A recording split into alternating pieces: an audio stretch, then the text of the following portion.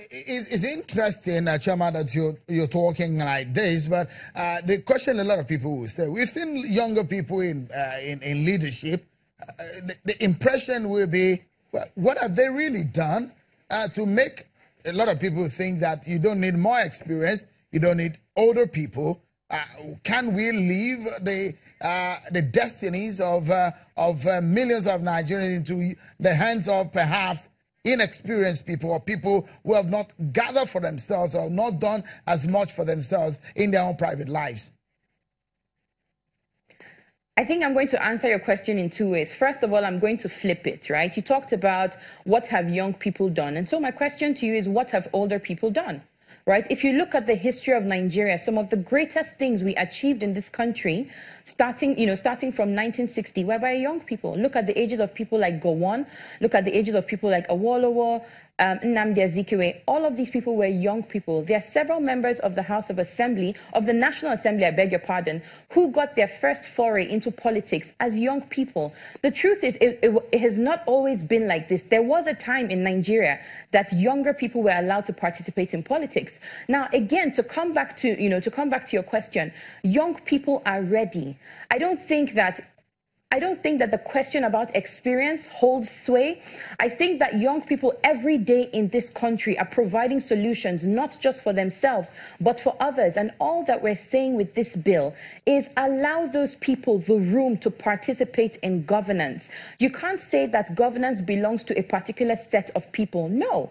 All we're saying is that we are one Nigeria, 180 million people, 60% of which are young people. Allow those young people the opportunity to be able to participate fully in governance. If someone is old enough to vote, that person should be old enough to be voted for, and that's all we're saying with the bill. And so, the final thing I'm going to say on this is, you shouldn't use the experiences, of a few bad eggs. In the same way you don't throw away an entire apple cart because 2 apples are bad. That's the same way you cannot paint with one brush, every young person in Nigeria because you're looking at a few people who might have done things that are uncomplimentary. And so the big question will be the templates for which we want to copy. I'm very sure when we talk about our democracy, we've had a lot of templates, particularly the United States template. But in the United States, do you think they're having a 30-year-old? Is the age minimum age for the president 30, like you are proposing in this bill?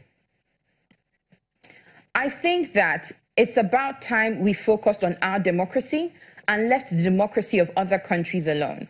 And so to answer your question, I'm going to say the problems of Africa are peculiar. The issues that beset Nigeria are peculiar. And so if we believe that, and if we know for a fact, because data says it, that we are 60% of our population, young people in America do not make more than 60% of their population. Our peculiar issues should determine the approaches we take to things. And so all we're saying is young people are a big part of our population. Young people are affected every day by the rules made in the country. And so do you see a 30-year-old becoming president in 2019, for example?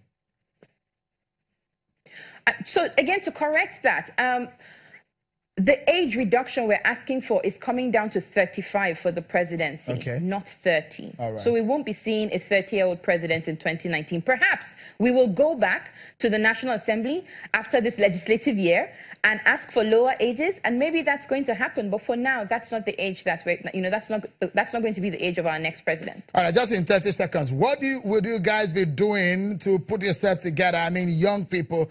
When I say you guys, my last birthday, I just slightly crossed the UN stipulated age of youth. But then that's just an aside. But the fact remains that in terms of inclusion, will you be doing something different in bringing youth together to participate in 2019 beyond this? Definitely. There are quite a few young people who have run for elective offices from the start of the campaign. There are people who are running for councillorship positions. There are people who are running for State House of Assembly positions. And then, of course, there are people running for national positions. So it's not just a centrally focused bill. Young people are seeking to bring change everywhere that they are. And yes, there's a platform called Ready to Run, because we thought that you can't have people, you can't push this bill, get people to a point where, you know, the bill passes, Mr. President signs, thank you, Mr. President. The president signs and we have this bill, but then there's no support for young people. And so there's a platform called Ready to Run, where we're providing strategic support to young people who have indicated interest in, you know, political office across the country. That platform offers them all the support they need, from the number of votes they need to get, the percentages, communications advice, so many resources. And so I'd advise young people, if you're interested in any office, head over to readytorun.org and get all the information you need. And finally, I'm going to say a big thank you to Mr. President, because we know, we anticipate, we're not afraid, we know he's going to pass the bill. We must go now. Chema Gwegu, member of the Not Too Young to Run movement. Many thanks for your time, and best of luck to you and your colleagues. Well, that's our show for today, everyone. Many thanks for being part of it. I'm sure Kimberly. Bye-bye.